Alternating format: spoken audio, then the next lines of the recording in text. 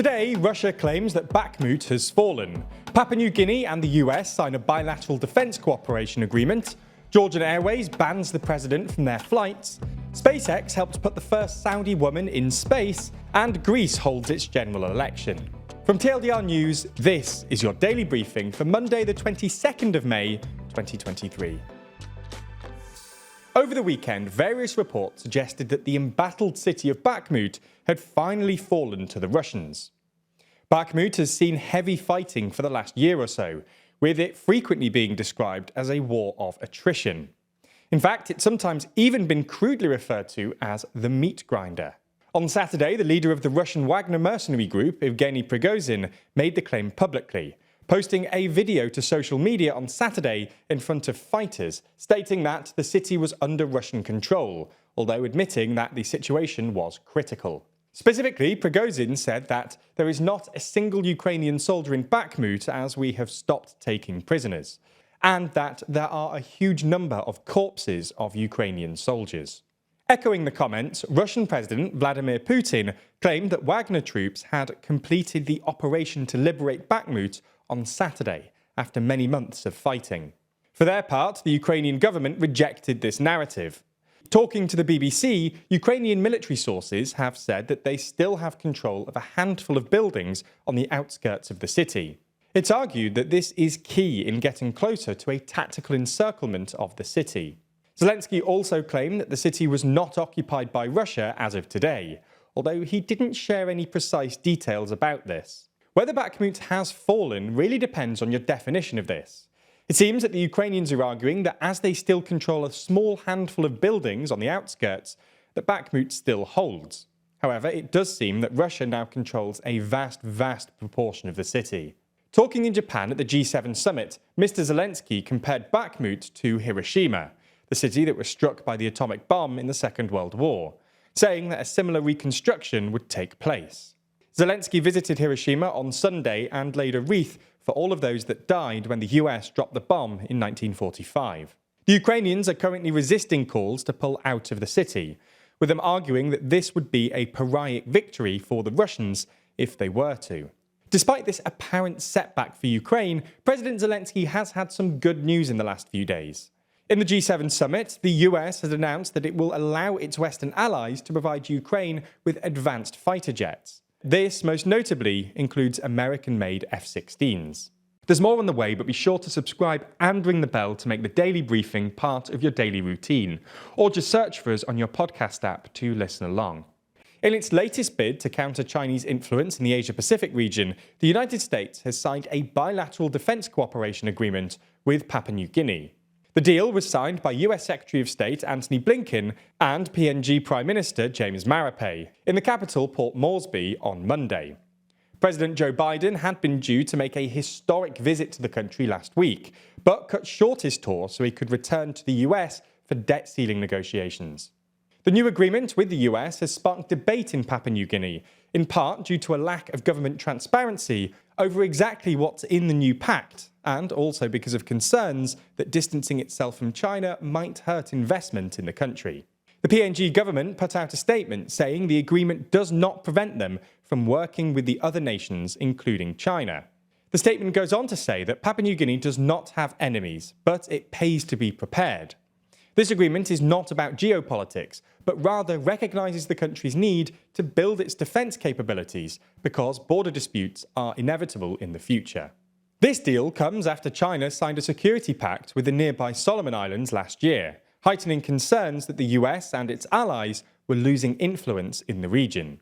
So that's what's been happening between Papua New Guinea and the US today. Let's move and discuss what's been happening in Georgia. The president of Georgia has been banned from flying on the country's national airline after she criticised Georgian Airways and urged people to boycott it because of its resumption of flights to and from Russia. The first flight from Russia to Georgia since 2019 landed on Friday, around a week after the Russian government lifted a 4-year ban on direct flights and relaxed visa restrictions. The pro-Western president, whose role is largely ceremonial, had urged the Georgian government not to allow Russian flights, but to no avail. She put out a statement saying, "I personally declare a boycott of Georgian Airways and urge you to join it." In response, the airline's founder declared her persona non grata and banned her until she apologises before the Georgian people. As the flight landed on Friday, there were protests at Tbilisi airport by those who oppose the government's seemingly pro-Moscow course and fear that it will damage Georgia's chances of joining the EU in the future. If you want more content like this from TLDR, make sure you check out Nebula, where each week we release a roundup of what's been happening in Westminster in our series This Week in Parliament. Saudi Arabia's first astronauts in decades have flown to the International Space Station on a private SpaceX mission. SpaceX's Falcon 9 rocket was launched from the Kennedy Space Center in Florida, carrying a stem cell researcher who became the first Saudi woman in space. Alongside the stem cell researcher, there was a Saudi Air Force pilot, plus ex-NASA astronaut Peggy Whitson and US businessman John Schaffner. It's only the second ever private mission to the International Space Station and was organised by Axiom Space. The two Saudi astronauts were sponsored by the Saudi government and John Schaffner paid for his own ticket. Axiom hasn't said how the astronauts paid for the 10-day mission, but according to the Associated Press, the company has previously cited ticket prices of $55 million each.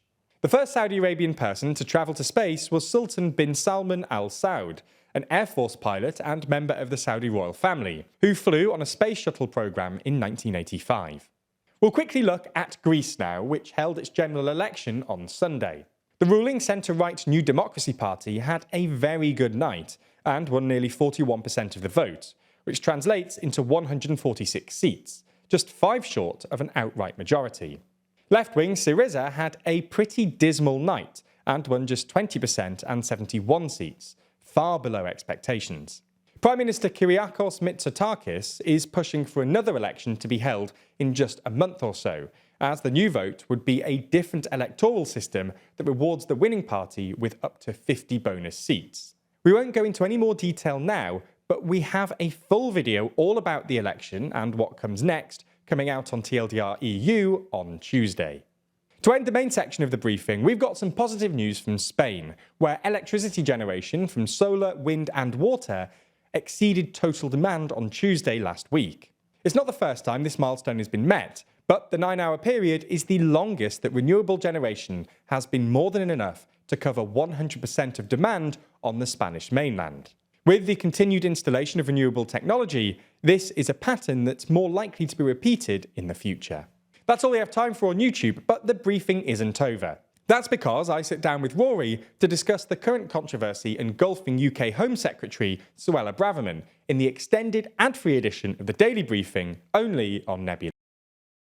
That's the streaming service we're building with a bunch of our creator friends, many of whom you're likely to be already watching. That means that by signing up, you not only get an extended ad-free daily briefing every single day, you also get to watch exclusive and ad-free videos from the best educational creators on YouTube. That's things like Real Life Law's incredible Modern Conflicts, which breaks down contemporary disputes around the world, Neo's Underexposure, which beautifully dives into complex and shadowy topics you've always wanted to know more about, or Extremities from Wendover Productions, which uncovers some of the world's most remote places. All of these are only available on Nebula, just like our extended daily briefings and a whole bunch of other exclusive TLDR content which never comes to YouTube. If you want to sign up, use the link in the description so that they know you came through us. That helps us out a whole lot,